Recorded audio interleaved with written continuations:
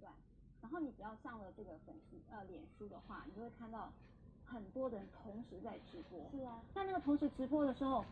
我其实完全不认识是谁，有人在卖手表，有人在卖很多东西哦，都是各型各色的东西都有。那它的流量上面都显示，有时候好几千人。是，我想哇，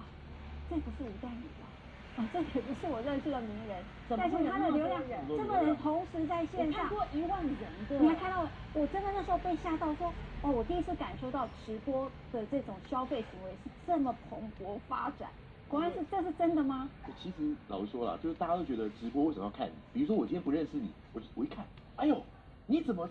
同时上线这么多人，我就会很好奇你在卖什么。而且他也没有觉得，其实我没有觉得他有什么吸引力，可是他的流量就是很高。对啊，因为你会好奇，就出新闻的那个同时上线1万多人。对啊，但是我实际上有看过一个例子，是后来我就开始质疑这件事，是因为